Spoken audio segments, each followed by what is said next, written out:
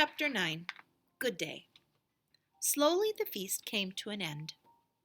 The guests wiped their plates with their last bits of bread, and they wiped their hands and faces with their napkins. Jack and Annie stood up. "We have to go home," Annie said to Priscilla. "Ah, thou must go back to thine own community now," said Priscilla. Annie nodded, and then she kissed Priscilla on the cheek. "Thanks for everything," Annie said. Jack wanted to kiss Priscilla too, but he was too shy. "Thanks, Priscilla," he said. "I thank thee, Jack," she said, and she leaned over and kissed him on the cheek. Jack felt his face grow red.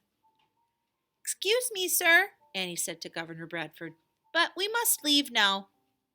"Oh, but we have not yet taught thee how to grow corn," said the little girl. Squanto came up.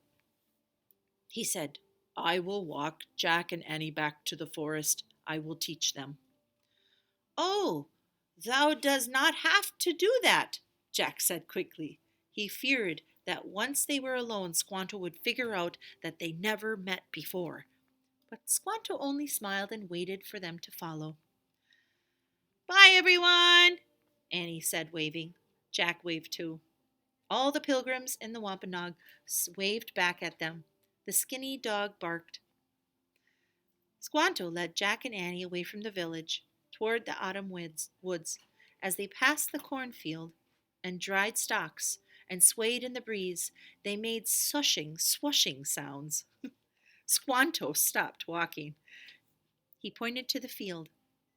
"You must plant corn in the spring," he said. "Put the seed in the ground when the oak tree buds, and it's small as a mouse ear." "Oh, wait, please," said Jack. He slipped his notebook and pencil out of his bag.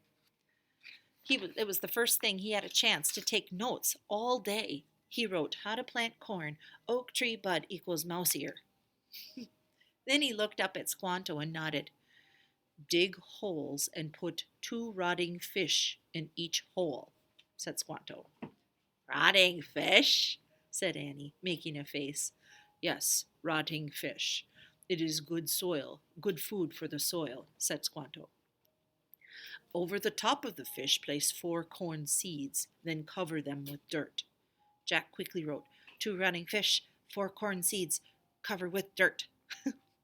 "Got it," he said, looking up.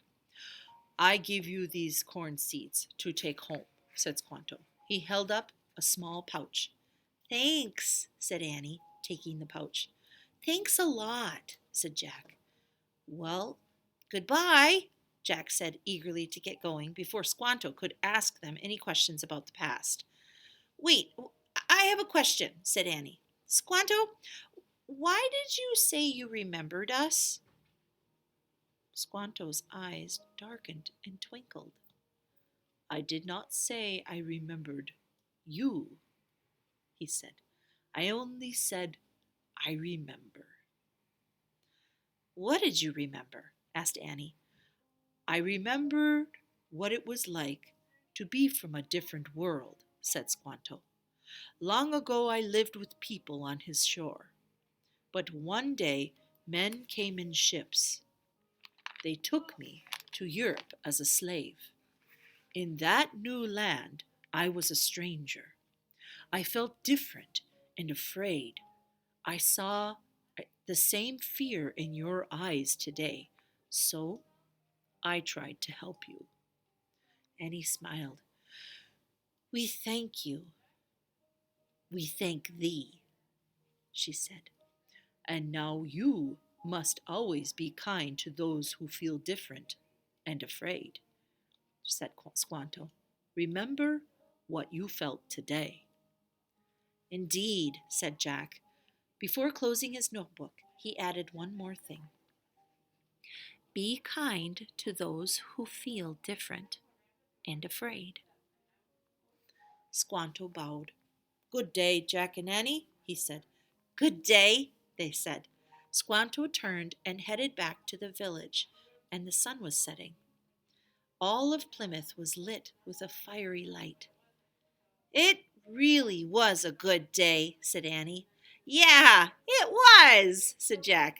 Annie sighed. Ready to go home, he asked. Indeed, Jack said. They started running through the woods. They felt their feet crunching through the red and yellow leaves. They scrambled up the rope ladder to the treehouse. From the distance came the sounds of the pilgrim singing hymns of the Wampanoag, beating their drums. Annie picked up the Pennsylvania book. She pointed at the picture of the Frog Creek woods. I wish we could go home, she said.